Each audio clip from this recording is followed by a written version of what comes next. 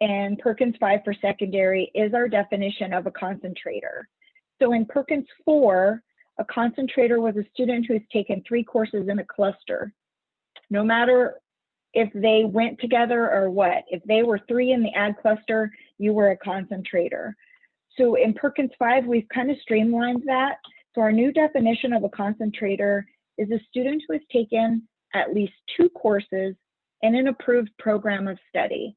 And so there will be a time in the near future where we'll go over those approved programs of study. If you've had next-gen funding with us, or you've gone through this Perkins cycle, you've seen our spreadsheet that has our approved programs of study. Also, our coaches can help you with that also. If anyone has any questions, please put it in the chat. Christian's managing the chat right now. And honestly, if you don't take anything away from this webinar, this slide right here is the basis of the rest of the presentation. So 2 courses and an approved program of study. A completer, who's a secondary completer? So a secondary completer is a concentrator, so they've taken 2 courses in an approved program of study, and then they have a capstone, which and we'll get into those indicators, but a capstone would be an industry recognized credential, a dual credit course, or a work-based learning course. And the dual credit course and work-based learning course need to be aligned with the program of study in which the student is a concentrator. So if the student is a concentrator in welding, they cannot go and take a film class, film dual credit class, and have it count. That won't count as a completer. So 1S1 is our graduation cohort. So right now we are in cohort 2021. So the students entered 9th grade 4 years ago. And so when they entered 9th grade, they became cohort 2021.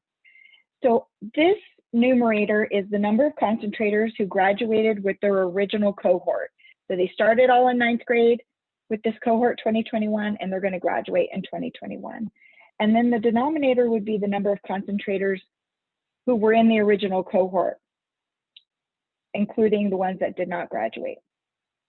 So currently our 1S1 state baseline number is 98%. It's pretty good. We'll probably revisit that just to verify that we're going to keep that number. 1S2 is the extended graduation cohort. So these are the students who needed a little bit extra time, up to 6 years from their original cohort. So they're the number of CTE concentrators who graduated within 2 years after their original cohort. So that would have been a 6-year span. And the number of concentrators who were used in the extended cohort would be the denominator. So 1S2 pulls from a smaller data set, but you also have more students in the numerator. So the percentage should actually be a little bit larger than your 1S1 graduation cohort. So we're at right now for the state indicator for 1S2, 99%. And Christian, just let me know if anyone has any questions. So now we'll get into the academic achievement indicators. 2S1 would be the academic achievement indicator for reading and language arts. So these would be concentrators who have earned the level of proficient on a reading or language arts proficiency assessment. And those would be our ESSA required assessments. And the list can be found on the menu of options. I'm sure most of you have seen that menu of options of assessments that's posted on the Assessment Bureau's website. If not, please let us know. We can get you a copy of that. And then the denominator would be the number of concentrators who actually took the reading and language arts proficiency test. So for reading and language arts, our baseline for 2S1 is 48.8%.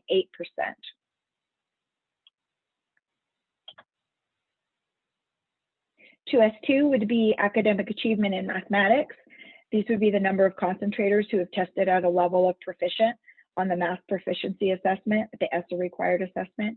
And again, they can be found, the list of options can be found on the Assessment Bureau's website.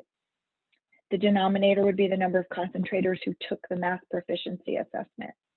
Right now, we had to rerun our our baseline for mathematics. So that number will come out soon, probably in the next couple of weeks. And so we'll let you know as soon as we have that percentage. 2S3 would be academic achievement in science, number of concentrators who are in the level of proficient on a science proficiency assessment. That would be the ESSA required assessment. And the denominator would be the number of concentrators who took the science proficiency assessment. So for 2S3, our baseline number percentage would be 37.5. Any questions before we move on out of the academic achievement? I do have one question asking, state baseline data is pulling data from which school year?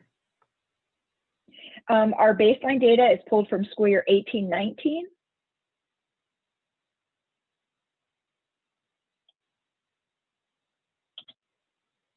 Our next indicator is 3S1. This would be the secondary placement. We have a lot going on in this indicator, a lot going on. So our numerator is the number of concentrators who have post-secondary enrollment or employment, or they're enrolled in military, or they have been placed in an approved service program. So let me break this down a little bit. So we work in conjunction with Department of Workforce Solutions for the employment data. We also work with HED for post-secondary enrollment.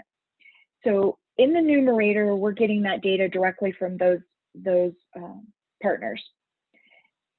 In our numerator, or in our denominator, these would be the number of concentrators who left the secondary institution. So for this state baseline, 3S1, our denominator is based on Perkins IV concentrator definition because it was lag year data. So currently our baseline percentage is 43.6%.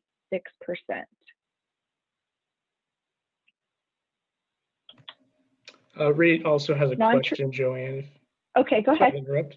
Let me go back. Ray says, what if, like spring semester 2020, there's no standardized assessment in spring 2021?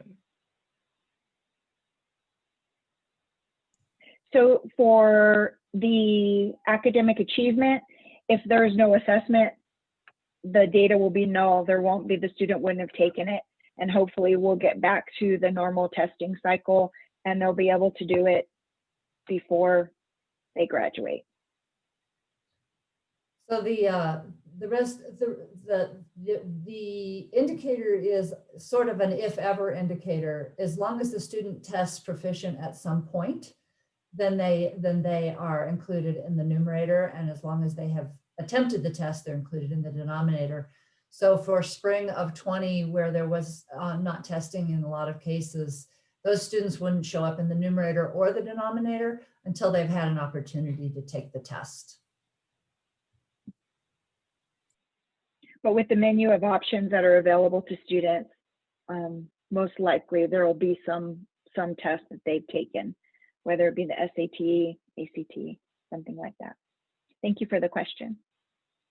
The next indicator is 4S1, which is non-traditional concentrators. This one, our Bureau works really, really hard with LEAs to try to increase this number because we feel like it's so important to focus some of our energy on non-traditional students. This would be a number of concentrators who've taken at least one course in which their gender is considered the non-traditional gender. And then the denominator would be the number of concentrators who took at least one non-traditional course within the program of study in which they are a concentrator. So to make that a little bit easier to understand, I always use welding. So if we're using the welding program of study, the numerator would be the number of female concentrators who were in the welding program, and the denominator would be the number of concentrators in the welding program. And then if we're going to talk about a male program of study, it would be nursing. So the numerator would be the number of male concentrators in the nursing program, and the denominator would be the number of concentrators in the nursing program. So if you're familiar with the STARS course code manual, there is a column that is, I'm not sure what column it is, it's pretty far down, that lists the non-traditional gender for the CTE courses if there is one. If there's not one, it won't have it, which means these are careers that have less 25% or less representation of that gender. And currently our non-traditional concentrator for S1 baseline data is 33.5%.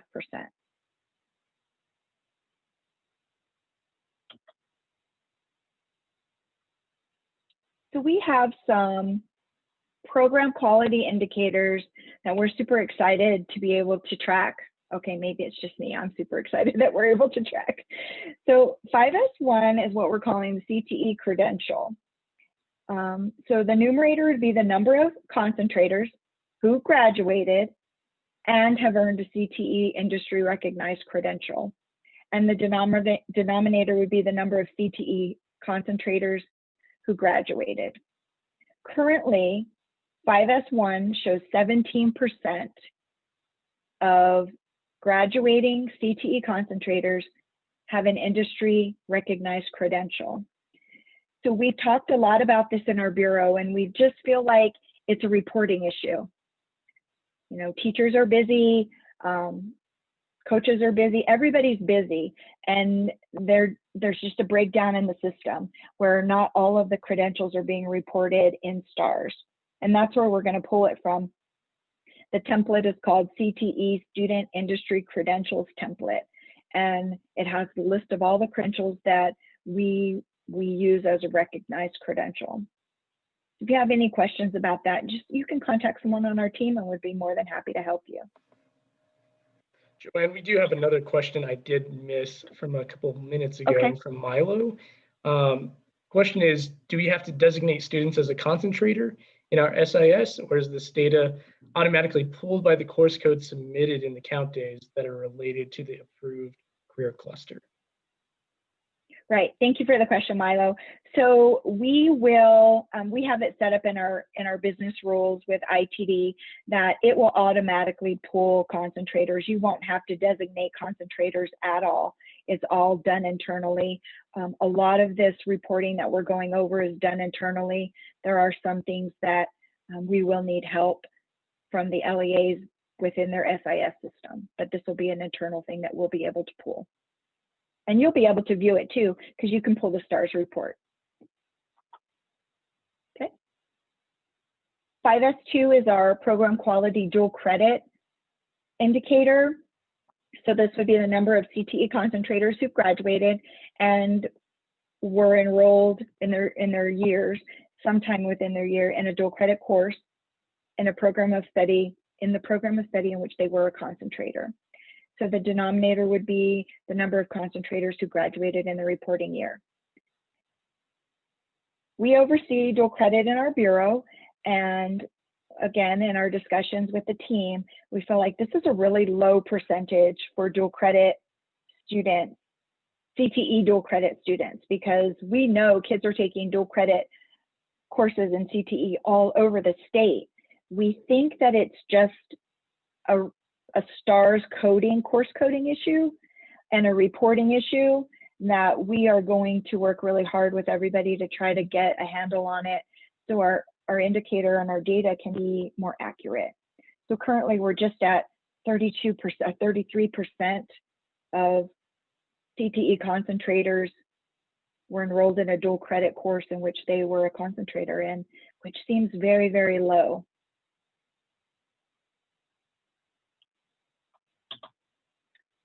And our final program quality indicator would be for work-based learning.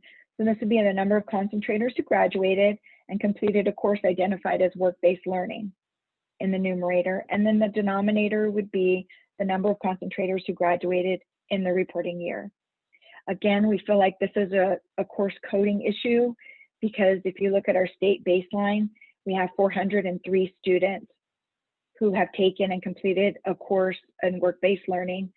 And I don't know if you all know this, but Las Cruces has a huge work-based learning program. And I feel like 403 could be just Las Cruces' number, but so we're going to work really hard with everybody to make sure that the courses are coded correctly, so they will be identified in our sequencing that we have in our business rules.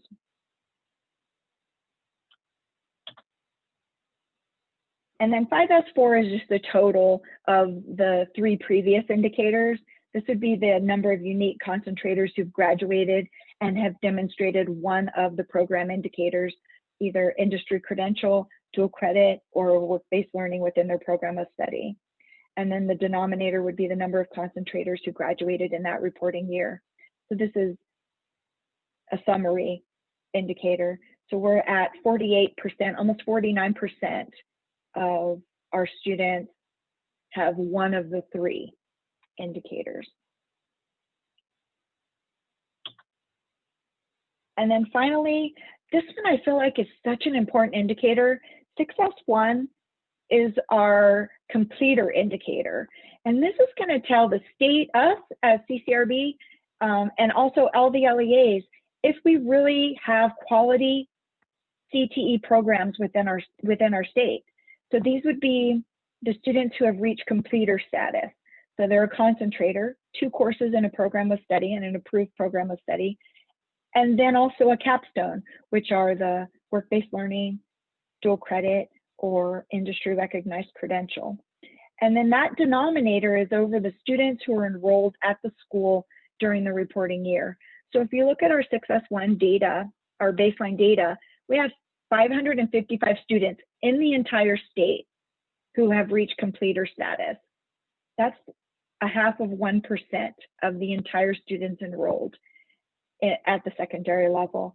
And again, our team just feels like that number is very, very low, and it's possibly a course code issue.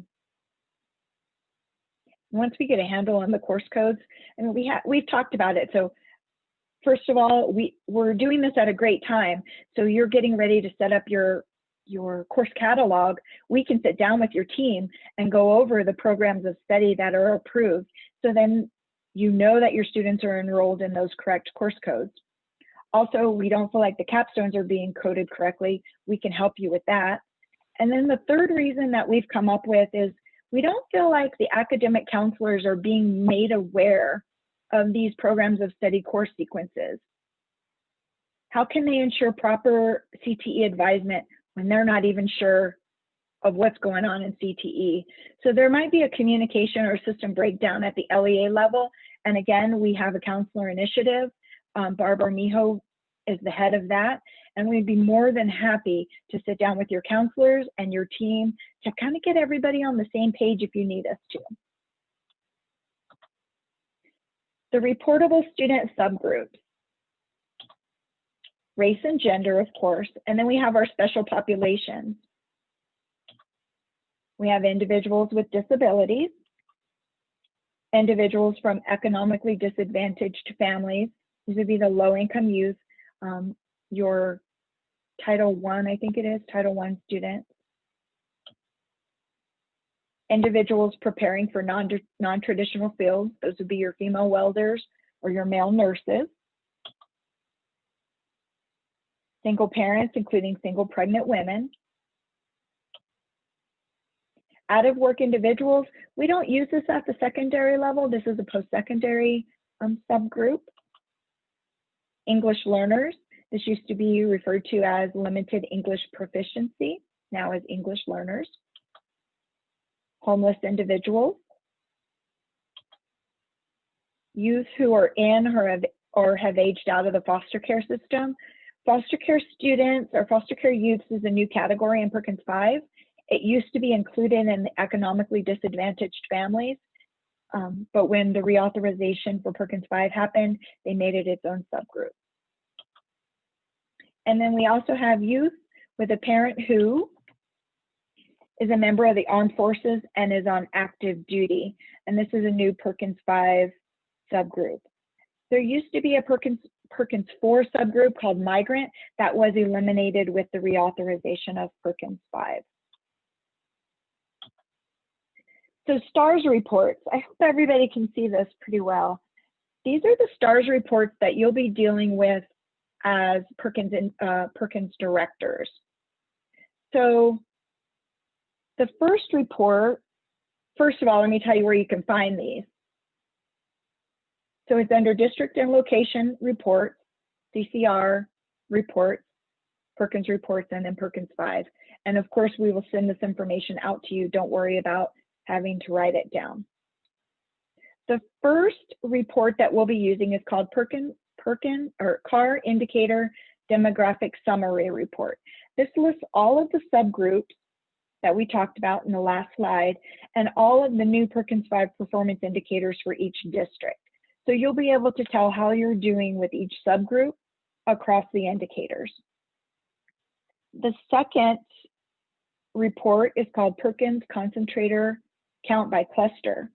This lists all the concentrators by cluster and provides the demographic breakdown for each cluster. The third report is the Perkins Student Cluster Listing. This report lists the number of courses taken by students per cluster. And then the final report is the Perkins Student Listing. This lists the subgroups and the new Perkins V performance indicators, but it does it for each student. So you'll be able to see how a specific student is doing across the performance indicators. And you'll also be able to, if you want to address, let's say, a Native American population, you'll be able to see how they're doing. And then you can make changes in your program based on these reports. Now, please remember, you'll be looking at the 1819 Perkins data and verifying its accuracy for your district. And please let us know if you find any errors in the data. And then if you would just let us know if everything looks okay. We would like to know that too, so we're not bugging you about if you've looked at your data yet. So if you have any questions, please reach out.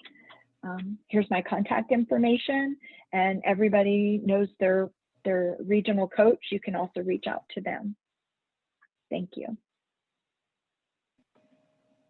Joanne, we do have a couple questions coming in. One is from Benton asking, how would we make sure our capstone courses are coded are coded correctly so we report accurately?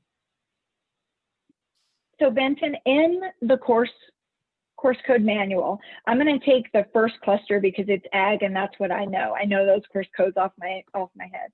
So if somebody is in an ag program of study and they've taken, let's say, a dual credit course at ENMU for science of large animals, let's just say, you're going to code that course 0199. So that indicates to the state that that's a dual credit course. And then I know in everyone's SIS system, you have extra digits after that. So if you wanted to put in the next 4 digits, the actual course number at ENMU, let's say it's 1101. So you could put in 0199, 1101, and then call the course ENMU dual credit science of large animals. So we've covered it in 2 places. We've covered it in the course code. We've also covered it in the name of the course. If you randomly would pick science of large animals, I think it's course 161, I'm guessing 161. That description is based on a secondary course, not a post-secondary course. So if they did the program of study and they have the 2 courses in ag, and then you did the capstone as 161, that student would never be counted as a completer because we don't have 161 in our capstone category. We have 199. If you were going to do on-the-job training, I think it's 197. 198 is also work-based learning. And every cluster, there is a 99 course, most times a 98 and a 97. So work with our team and we'll be able to help you figure out which course code would work best. And then we'll be able to make sure that it is on the approved program of study as a capstone course. Thank you, Joanne. We have one more. You're welcome. In the chat from Milo. Is there a way we could get a list of STAR course codes by pathway and cluster based on concentrators? And then if possible, could we get a list of credentials with their codes for each pathway of study that are recommended? So the credentials are listed in that template that's in STARS, the CTE industry credential template. They're all listed in there, but if you want me to create a list and post it for everybody, I'd be more than happy to do that. Would that be beneficial to you, Milo? You can unmute. Can Milo unmute and just talk? He said yes in the chat. Okay, so that'll work. I'll do that. And then what was the other part of the question? I'm sorry. Let me go back there. The second part of the question Joanne, is there a way to submit additional credentials to be counted if they're not, oh, I'm sorry. I had a couple questions in here. If possible, could we get a list of credentials with their codes for each pathway of study that are recommended? Yeah, I'm going to do that. And then what was the question before that? Then I guess it would have been the first question. Is there a way we could get a list of STAR course codes by pathway or cluster based on concentrators? Sure. Joanne, Milo, we have. Joanne, can you hear me? Oh. Can you hear me okay? Sorry, I'm trying out some new headphones and I don't have a camera on this computer. So I apologize. No, that's okay. So I guess my question was, I think it would help the LEAs a lot if we had, one pathway, which say it's manufacturing. What are all the courses that get counted as a concentrator? And also what are the industry credentials for that pathway? I think that would be very helpful to us just so that we can make sure we can get that. The other question was if we do have an industry credential that possibly our new industry says, hey, we would like this OSHA certification and it may not be listed, is there a process to maybe submit that to you guys so that we could get it added for our data? And then the last one, I think you kind of touched on, it's something I was kind of curious about in looking at our data, is that we, in our school, SIS Power School, we can designate a course with a special programs code indicator that says it's dual credit. So like you were mentioning with your ag program, sometimes we have a course that follows that description perfectly, but we don't add it to the 0599, for example, for construction. We have it as the actual craft skills or OSHA safety, and then we put that indicator. My biggest concern is I don't think that data is necessarily transferring. So my quick question before the 80-day count, should we change all those codes to the 99 just so that data can be counted and kind of be representative on our next submission? Milo, if I could jump in on top of Joanne here. Yeah. I would love to work with you as a test case because we are trying to figure out this problem. And if you wouldn't mind being our guinea pig on that. The problem is if we tell you to just use the 99, then if you have a program of study that has 2 dual credits in it, then it gets messed up because we have only one number for 2 different dual credits. So we actually don't have a good answer to your question. And when you're indicating at the student level that it's dual credit, that should be coming into the STARS data, but I'm not sure that IT is actually looking at that field. And so we're still kind of scratching our heads a little bit with IT on this one, which is, we think why the completers number is so low is because if you have a high school class, a college class, and then another college class, I think that those are not getting counted as completers because they're collapsing those 2 dual credit classes into one. So if I could volunteer you, Milo, we'd love to try to figure the data piece of that out. We would totally be open to that, Elaine. Thank you, appreciate that. Okay, I'll be reaching out. You know she will. And then in terms of your broader questions, both about the certifications and the course numbers, we have a new career clusters guide, and you can tell that it's version 3 because it has this beautiful box on it that says college and career readiness is CTE, is New Mexico true. This is hot off the press. They've been being delivered over the last several weeks. We have another delivery going out right after Thanksgiving. The PDF is posted on our website. So if you don't have a hard copy, you can at least get the PDF and save it to your desktop so that you can access it at will. And the course number section for each cluster has been really cleaned up, and it now has the middle school classes that would be appropriate as career exploration. It has introductory classes, it has concentrator classes, and it has capstones. So you can see the STARS code numbers for all of the programs of study. It also has a page with certifications in it. So you know what the certifications are for each cluster. So that guidebook is an amazing resource for you as leaders. It looks like Christian just put the link in the chat. And if your counselors have a plan or want to have a plan for how to use the guidebook, we'd love to get you copies of that and get that out to your kids.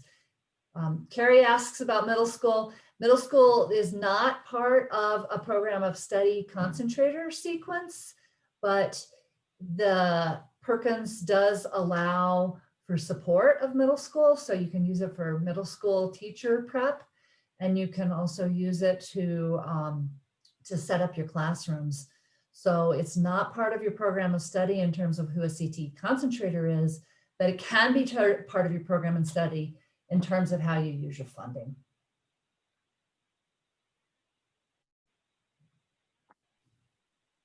Thanks, Elaine.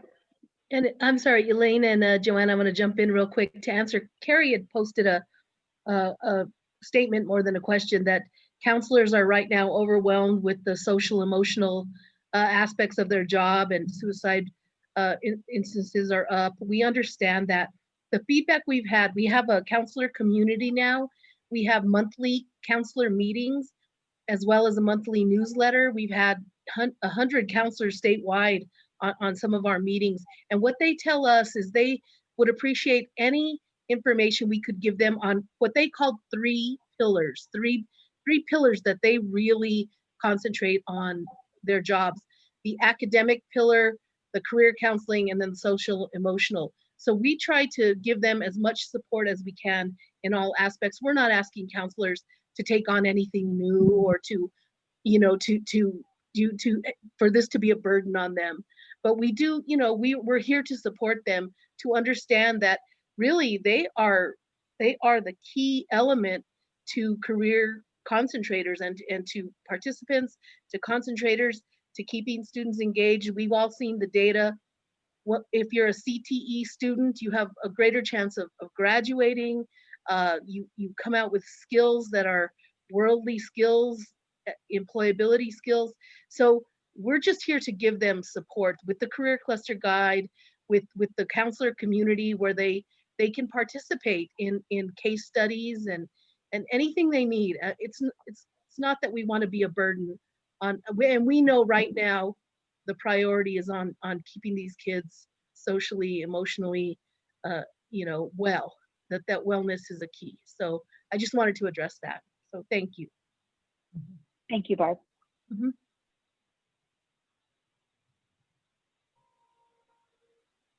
Any other questions, Christian? I'm not seeing any, but if you have any, go ahead and unmute. I've got a question regarding the 5S3 dual credit category. You know, PLTW and SREB have secondary tracks, you know, 3 or 4 classes.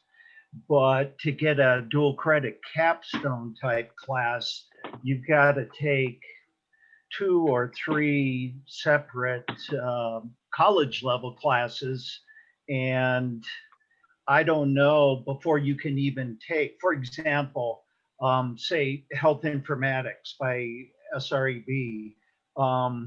There are 4 different classes offered at the secondary level, but you need intro to biology, you need stats before they will let you take the capstone, quote unquote, health informatics in a college level class.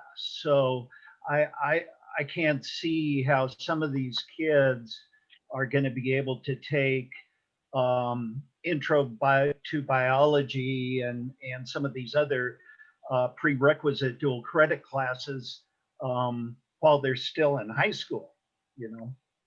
Right. So I can address that. We have accounted for Project Lead the Way, SREB, CASE curriculum. There are multiple programs like that within the clusters. And so we've taken, for example, the class that you were talking, or the program you were talking, which is Health Informatics. The capstone for that will be Problems and Solutions, course code 1563,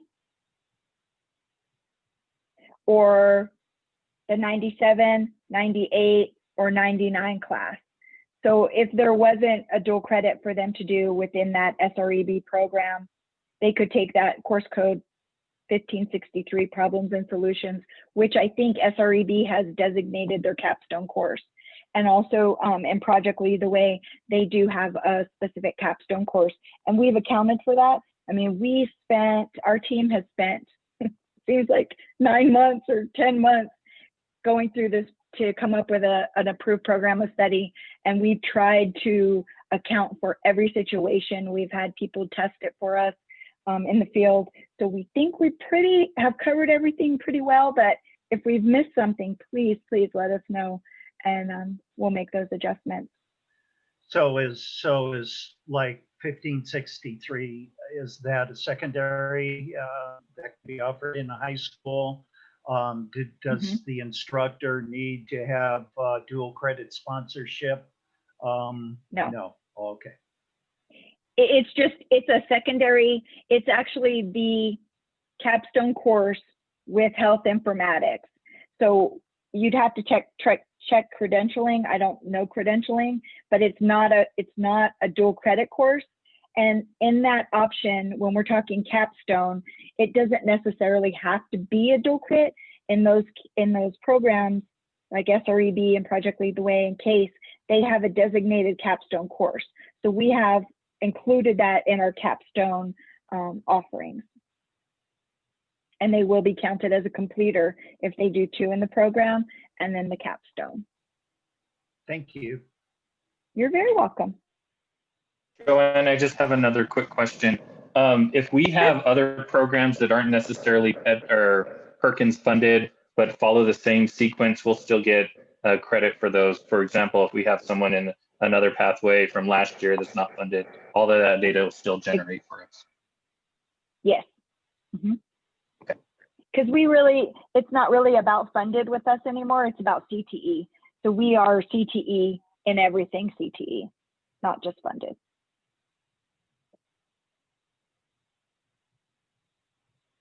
So Joanne, any other questions? What are the next steps for our LEAs? What should they be looking at, thinking about? So I think the next steps would be go ahead and pull your data from STARS for 18-19 and verify that it's correct. And if it's not, or you see something that's just crazy, Elaine always talks about the sniff test. If it doesn't smell right, it's probably not right. And so if something just looks crazy, like your graduation rate, you only have 20 students who've graduated. So you have a 1% graduation rate. So you know something's wrong. And then send it to me or your coach, and we'll be able to investigate with ITD and see, maybe they just put a period in the code. I don't know how the code side works, but I'm learning. And so we would like you to just review that, verify that it's correct, or as correct as you can tell, and we'll move on from there. So at this moment, it's really important to distinguish between programmatic concerns and data concerns. We're going to be moving into a place where we're talking about programmatic things, such as your graduation rate for CTE. We'll just stick with that example. If you have a very low graduation rate for your CTE concentrators, we would definitely want to address that programmatically. But first, we want to make sure the data are accurate. And that's where we are right now. So before you start spending a lot of time thinking about how you can fix your science proficiency, or how you can fix your graduation rates, or how you can get more girls taking welding, we'd love for you to dig in look at individual students, look at individual classes and teachers, and see if the data is as you expect it. Because we're trying to do this for the whole state. You know what you're doing, you know what's happening at a given school. What we have done as much sniffing as we possibly can, but you're going to be able to spot things that we haven't been able to spot because you know your schools and your programs much more intimately than we do. So at this moment, we're really asking for your help in thinking through the data to make sure that the data makes sense. And then we'll come back around and we'll think about that from a programmatic perspective once we're really sure that we've gotten the calculations right.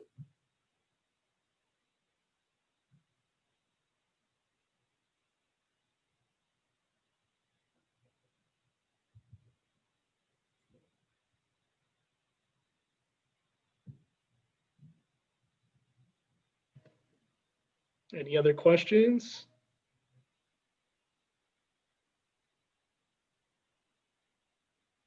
I'm not seeing any in the chat at the moment. Thank you. Okay. So Joanne will be sending out some follow-up information, and we will be here. If you find anything that looks strange, that sounds strange, please reach out to anybody on the CCRB team. We're all happy to help. I want to thank you for your time today, for the work that you're doing. I know it is a very strange time, and with virus cases on the rise, know that we at the PED are thinking about you all and praying for you and your kids, your teachers. We're concerned about your own safety and very, very appreciative of all the work that you continue to do for students in New Mexico, and happy to do whatever we can to help you. We wish you a happy Thanksgiving, wonderful holidays, and thank you for your time. Bye, Thank everybody. you, Milo. I'll be calling you.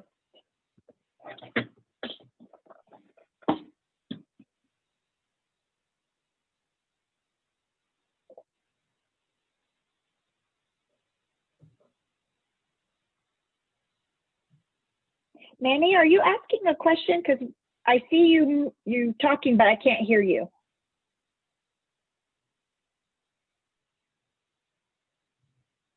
I still can't hear you.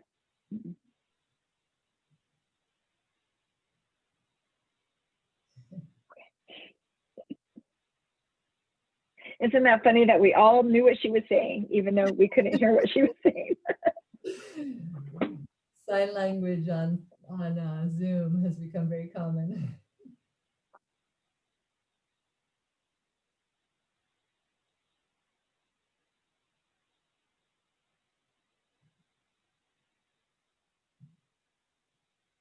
Yes.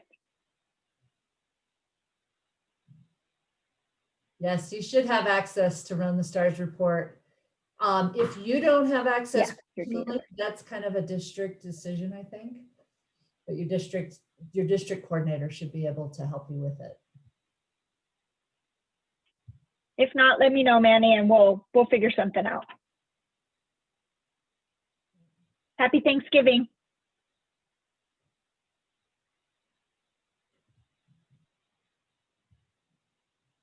All right, Christian, I think you can close us down. Bye, everyone. Bye-bye.